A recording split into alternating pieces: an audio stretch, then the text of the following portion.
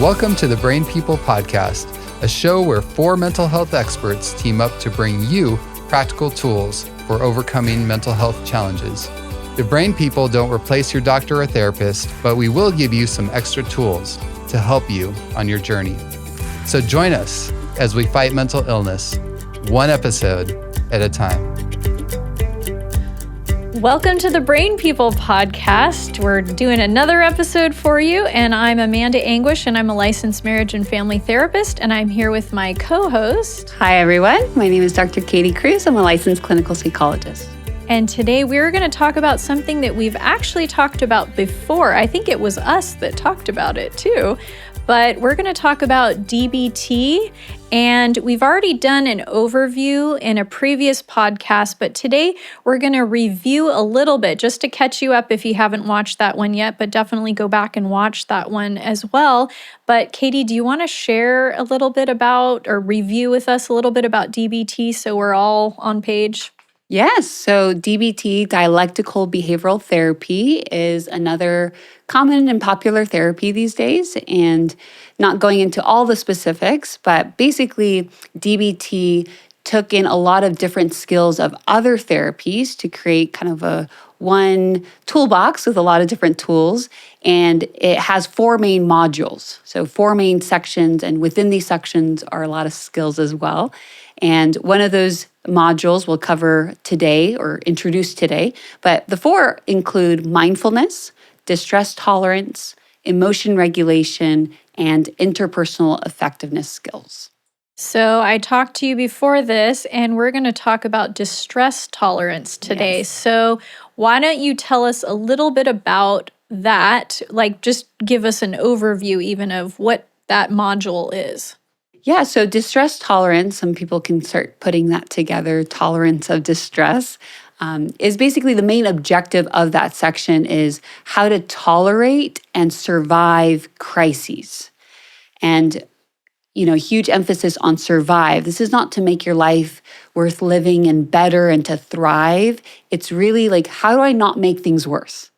And when we talk about crises, we're not just talking about, like a huge accident happening, but I'm pretty sure we're talking about what might seem a crisis to us in the moment, Yes. even if it's not necessarily seeming like a crisis to someone else. Yeah, exactly. And a big part of that is kind of like an emotional crisis, intense emotion. So what I really appreciate about this module is you often don't find it in other therapies. It's kind of like a hallmark of DBT, in which other therapies, including a lot of the cognitive therapies, you really need an engaged, active frontal lobe.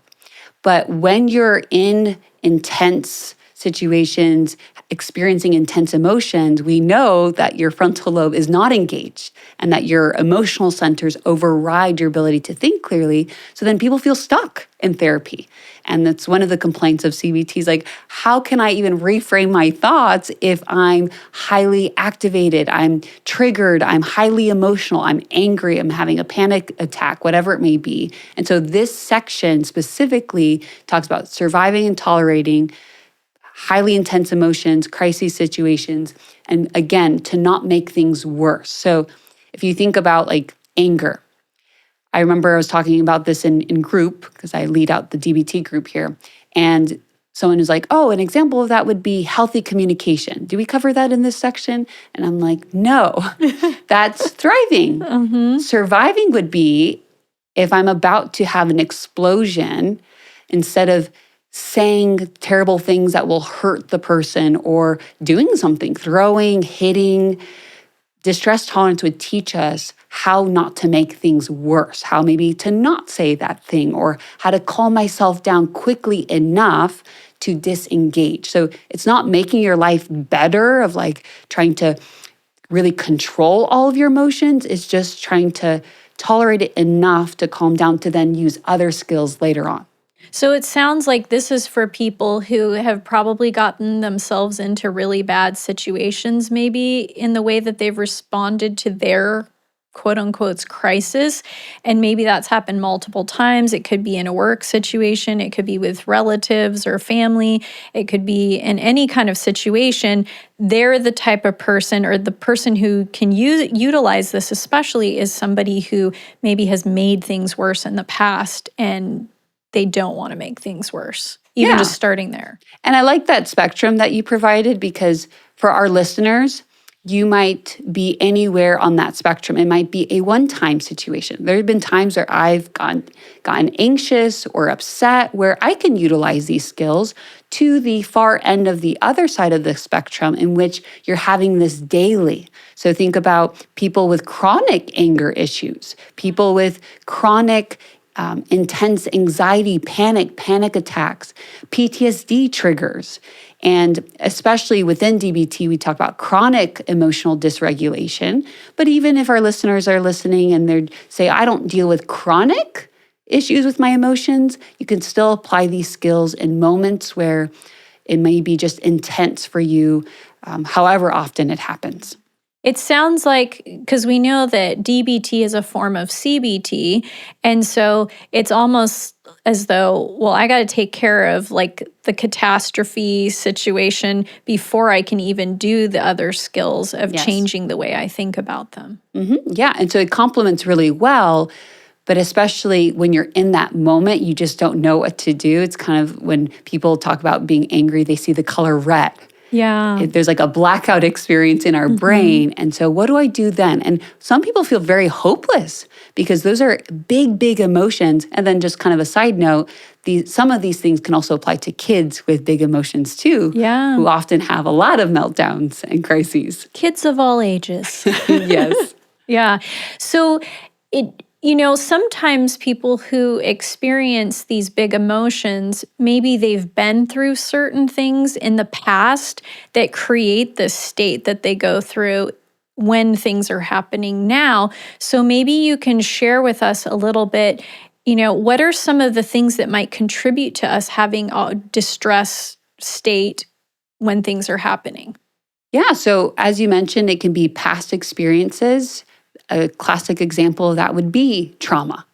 Trauma, both in the classic example of PTSD, a big event, or even more like complex PTSD, where there may be several that what happens in the brain is your brain can actually be wired in a way that's more sensitive to situations in which we might be interpreting things as crises when they may not actually be as dangerous as we're interpreting. So trauma would be kind of a major factor. There may be even things like with panic attacks, other factors in life that have made you more susceptible to them. Even physical conditions.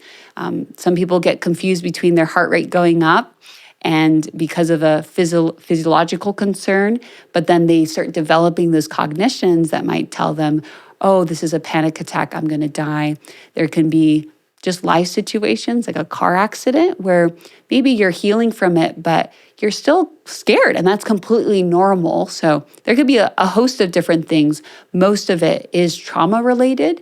And then I would say that what complements that, it's not just bad things happening, but never learning. It's like the good things that don't happen in a way that no one ever taught you how to deal with big emotion. So I don't want to just highlight trauma. There's also people who've never experienced significant trauma, but maybe they just never learned how to cope with big emotions. And so when it comes, and this is where DBT highlights the biosocial theory that explains, well, maybe some people are just born with a wider spectrum of emotions, and sometimes they identify as empaths and sensitive.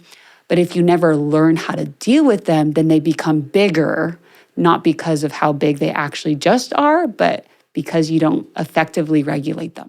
Yeah, I think that's important to note, because there are people who, just haven't learned skills, and it's become a function of survival too, to react that way. Maybe it was a protection to getting hurt or something like that. And so now that they're in a normal relationship situation, it doesn't work there. So I think I like what you said, that these things happen not because we're just horrible people, or it's a function to get through that situation. But now it doesn't work anymore.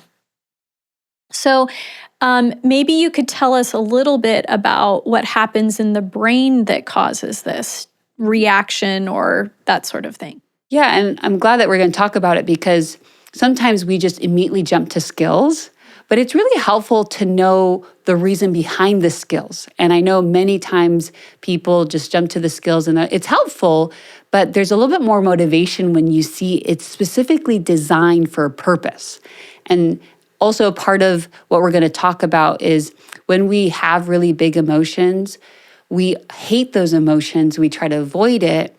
And many times we avoid it through other things that are actually harmful, like addictions. And so we want to replace those as well as start to change our idea of emotions. And one of these days, I love talking about just emotions and the functions behind them. And maybe there'll be an episode about that. But basically, God created our bodies and designed them so beautifully that we have to understand that also when dealing with emotion. So yeah, and you'll help me with this because you're familiar with this too. But basically, we'll be talking about fight or flight or freeze or fawn, right? There's the host of it. What happens in our brain and our bodies when we experience crises, whether an actual crisis or interpreted crises.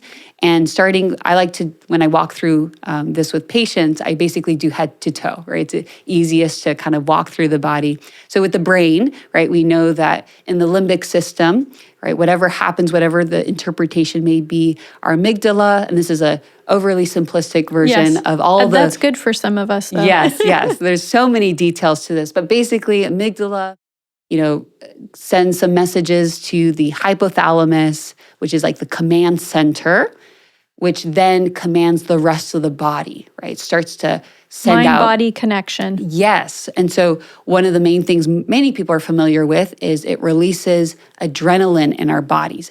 And really, the adrenaline gets most of the body going. So Amanda, what's one of the most kind of common symptoms of anxiety or fight or flight for our patients? Oh man, there's all kinds of things. Anxiety, I think of, like racing thoughts or even trouble breathing or heart rate speeding up and feeling like you're going to die. Yeah, so just highlighting, like, let's say the adrenaline goes and it starts to get our heart pumping, which again, beautifully designed. If I see a lion, I used to say bear, but we're actually not supposed to run away from bears. A lion, if we can even outrun a lion, our heart, right? This is very adaptive. It's survival. Crises, danger. Heart rate starts to pump blood to our extremities to fight or to flee. And you even get extra strength from that too. Yes. People pick up cars and, pull their loved one out from underneath it. Yes. And so our heart rate goes up, starts pumping blood. Now, people start interpreting it as anxiety, and this is a bad thing. It's very good and very adaptive. You definitely want that if you're in that situation. Exactly. And then you also mentioned, our breathing. This is where some people start to hyperventilate. Now, it's adaptive because we're trying to get in more oxygen, but, and we'll talk about in a little bit of what we do to reverse that. But that's a common sign of anxiety, but it's really just the fight or flight. We call it fight or flight, but it's known as the sympathetic nervous system, right? This whole system turns on. So our brain communicates, right, in different ways to the hypothalamus that then releases adrenaline, starts our body going. The energy piece that you mentioned related to adrenaline is also why people often also feel very shaky and trembling when they're anxious, right? We have all this energy that's getting built up, and typically, we would fight or flee and release that energy, but when we don't, it gets stuck in our bodies. And we can keep on going down, even like our liver producing more glucose, which also produces more energy. Yeah. This is why stress is not good for diabetes and other things. But basically, head to toe, you can start going through all these major changes. Two other ones I want to highlight is body temperature goes up.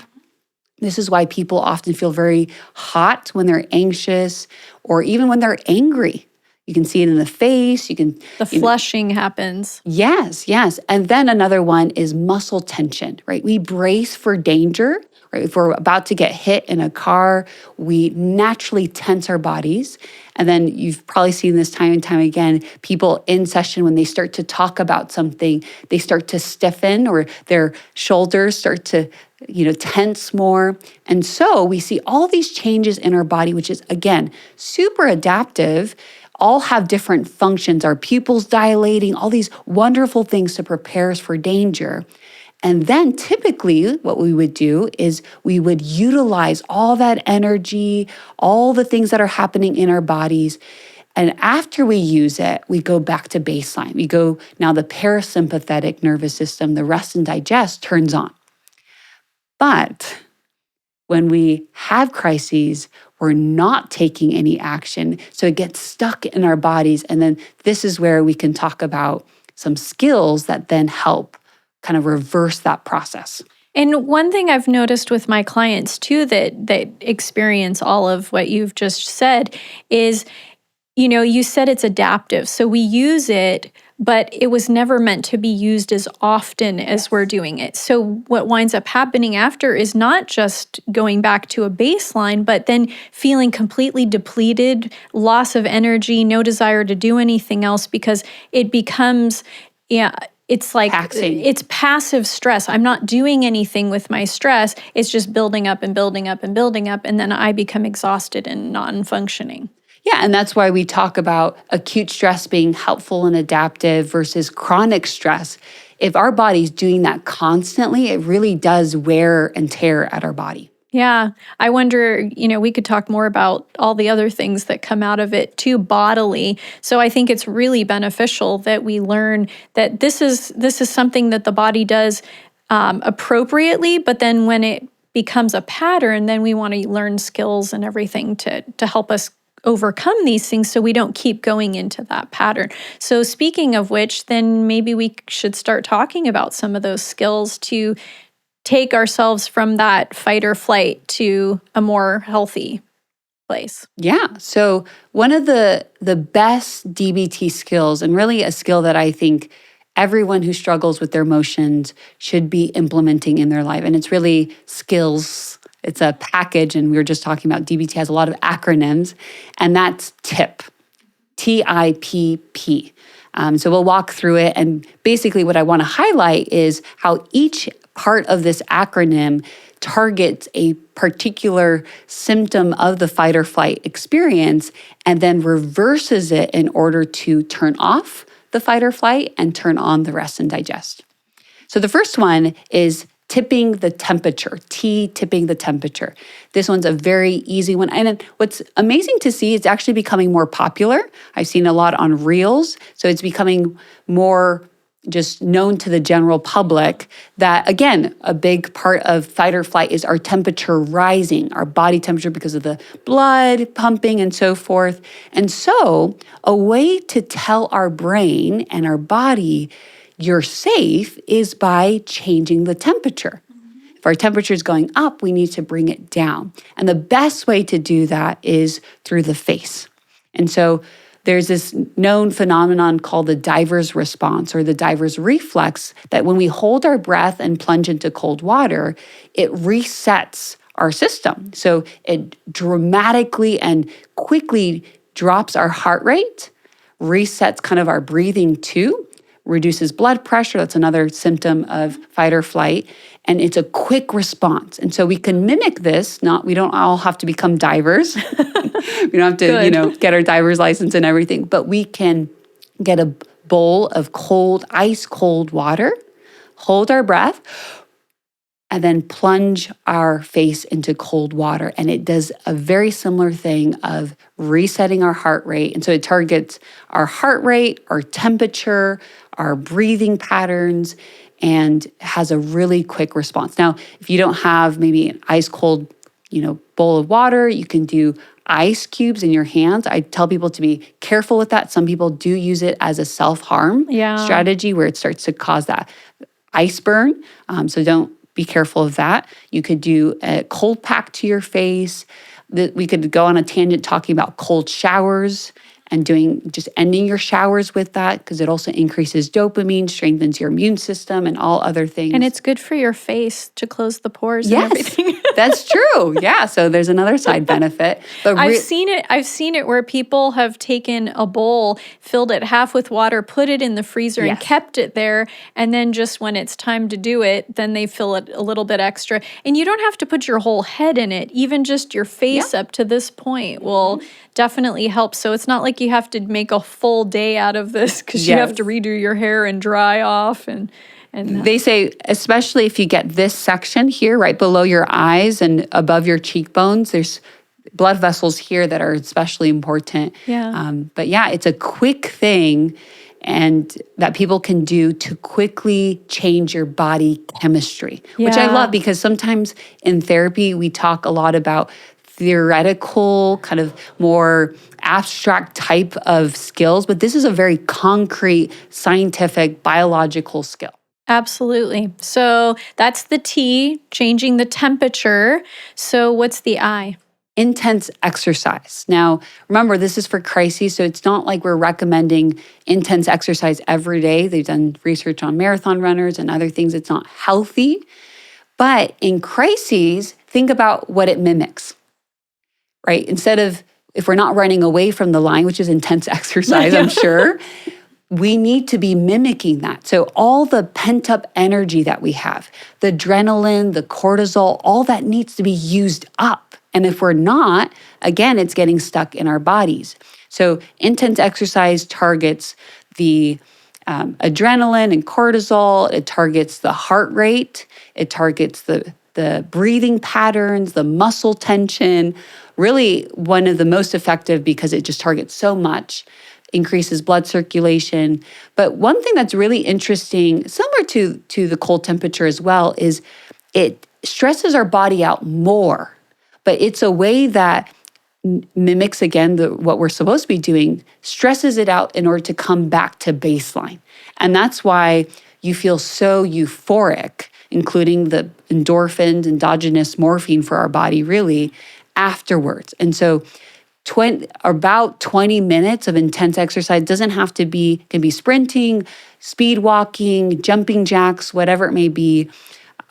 Be careful. I had a client who's like having a panic attack while they're driving. They pulled over and they're like, I needed to do jumping jacks. Like, be safe in how you do this. Yeah. And this is where different skills may be applied different times. If you don't have an ice bowl, if you don't have, the ability to do intense exercise, different things at different times. I've seen guys sometimes where they'll just get down on their hands and start doing push-ups, real rigorous push-ups to get that taken care of too. Yeah. So it doesn't matter really what the exercise is. And some people in general too, if you notice that you just have a constant kind of buzzing, do HIIT or other types of intense exercises that kind of just brings you back to baseline and uses up all that, especially as you were mentioning, Amanda, about the chronic stress. If you have chronic stress, it's really important to utilize exercise as a way to bring yourself back to baseline. And who can't use exercise, So it's not, I always say it's better to practice these things before you need them so that when you really need them, they're already there. They're skills that you've already built muscle memory around. Yeah, and this is where it's good to do exercise every day. And there's another DBT skill that talks about that. But I do want people to think intentionally about using intense exercise as a skill. Like if I am extra anxious, I've done this. I go for a sprint and it really just quickly, I don't have to go for a 3-mile run. I can just go for a sprint and that will quickly bring me back to baseline, including if I'm not just having physical symptoms, but racing thoughts and other things as well. Yeah. How about the first P? So this one is probably the most well-known. It's pace breathing. We talk a lot about it, and that one particularly targets the hyperventilation. So by, again, doing the opposite, you're communicating to your body and your brain, you are safe. Now, one thing that I like to kind of slip in there that's not part of DBT, just some information, is if someone struggles with deep breathing, sometimes your breathing rate is so irregular, you can do what we call a volcano breath. is a huge deep breath in through your mouth, which is opposite to deep breathing. You hold and you tense your lungs, and then you quickly, immediately, instead of the slow breath out, the slow exhale, a quick exhale out, right? And that can reset your breathing if you're really in panic and fight or flight, and then you would engage the deep breathing. Okay. Now, some people ask me, oh, are you talking about the box breathing? And, exactly how many I was going to counts? ask you about that. And I'd love to hear your thoughts as well. My approach, which is not everyone's approach, so this is not the standard. I've known patients that get too stressed about the numbers that I tell people just slow, controlled breathing. Yeah. And generally the principle is longer exhale than inhale. If you try too hard to be like, okay, 4 in, 4 hold, 4 out, some people are really stressed, or some people talk about the 4-8, half in, half out. But if you're not used to breathing slowly and controlled, the 8 can be really stressful. And so I'm just a lot more flexible with that. I don't know about you, Amanda. Maybe just because I'm a visual person, to have something to watch, That's true. I don't focus as much on the number of seconds that they do it, more so that they're following it, because then it's also a distraction too from focusing on the crisis situation. So that's the only reason I like the box breathing, because I'm a visual person, and so it gives me something to focus on besides, just panicking. Yeah, so whatever works for you is basically the thing, and with the principles of slowed, controlled breathing. Yeah, and that's something for our listeners too, is that, sometimes we'll say 1% better. Just go in the direction of the right thing, even if you're not doing exactly the thing that we say for exactly the amount of time. If you go in the direction of it, aiming to get closer to that, and if it works for you, great. And then the other principle I forgot to mention is belly breathing, right? You want to use your belly, your diaphragm muscle. It expands your lungs more completely, and there's more blood vessels at the bottom of your lungs, so that you oxygenate your blood more. And then, yes, it helps with the breathing, but it also helps with heart rate. And then a big component is it takes oxygen to the part of our brain that is firing with anxiety and panic and anger. And so it really calms your nervous system down. And one thing that people don't realize is we hold our breath more when we're anxious, and that actually constricts the blood flow to the brain. Yeah, even just focus if you're nervous about something. How often do you notice yourself breathing? Not very much. Or they start saying something, they spew it out, and they're like, afterwards, right? And sometimes I've even said to my clients, hey, let's just slow down and breathe for a second. Because I start noticing in my own body what they're experiencing, because I'm not breathing as much. And I'm like, wow, I need to slow down. So let's do that together. Mm-hmm. How about the last P? Yeah, paired muscle relaxation. So paired with the paced breathing. And this one I don't think is as common in the general public, but it's really helpful. Now, it particularly targets the muscle tension. When we're bracing for danger, we're all tense. And especially with chronic stress, we're bracing for danger constantly. And we don't realize we are extremely tense. And if we are, not only does our brain communicate with our body, but our body communicates with our brain. And so we need to release. It's a nice little system, isn't it? Yes, very connected. So we need to release that tension. So what it looks like is from head to toe, we want to tense our muscle groups for 5 seconds and really tense it. Now, if you have any pain issues, you can skip that section, but we want to tense it. And then one thing that people get wrong is oftentimes they'll release slowly. You need to release quickly, because we're trying to teach our bodies what's the difference between tension and relaxation. And if we're so tense all the time, we don't really know the difference. And so it's really important to tense 5 seconds and then release immediately. And it's amazing. Anytime I do this with the group, with my patients, most of the feedback is, wow, that felt like a massage. That's what I say too. I tell people, if you do it from head to toe or toe to head, I usually start with the feet and then come up to the head. But at the end, you're like, I didn't even get a massage, but I feel the same as if I had. Because it's releasing that cheaper. tension. Yes. And you can take it anywhere, right? And one thing I tell patients is it's good to do a full exercise, but once in a while, if you don't have the full time, you'll start getting to know your body. Like I know that, and I think it's because our profession, talks a lot. I carry a lot of tension in my face. And so I will do the tensing of my forehead, my eyes. Those are the two ones I do the most, and then my shoulders.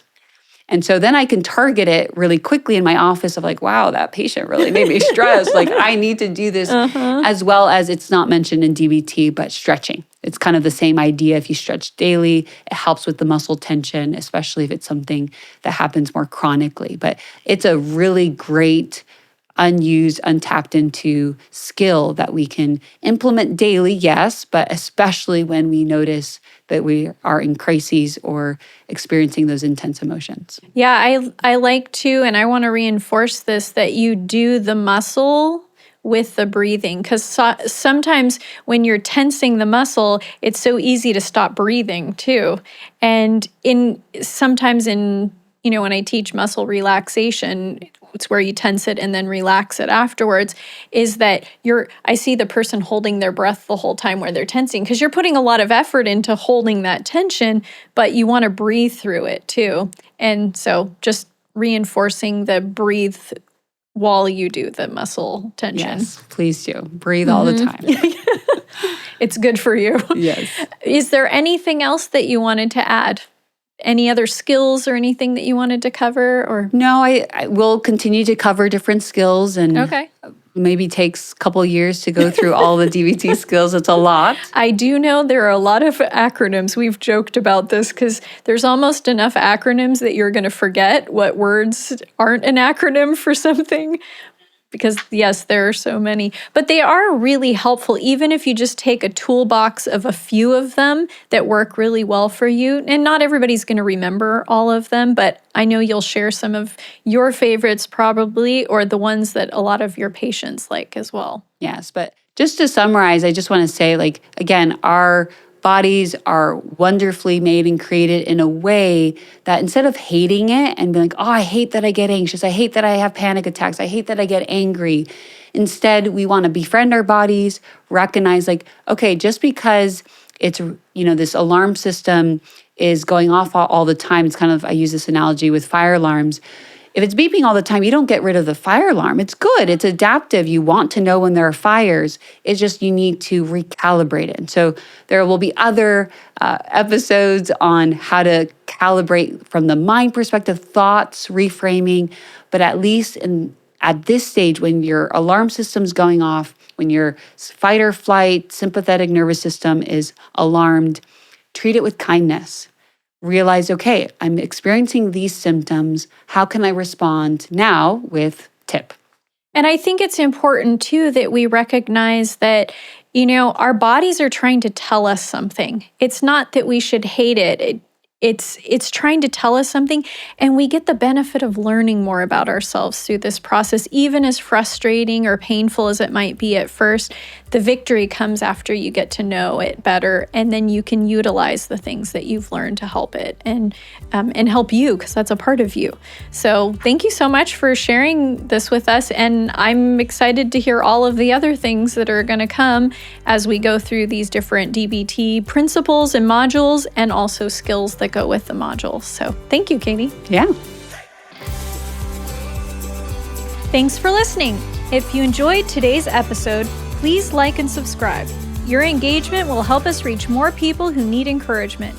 To hear more episodes, learn about our other mental health resources, or support us financially, visit thebrainpeoplepodcast.com.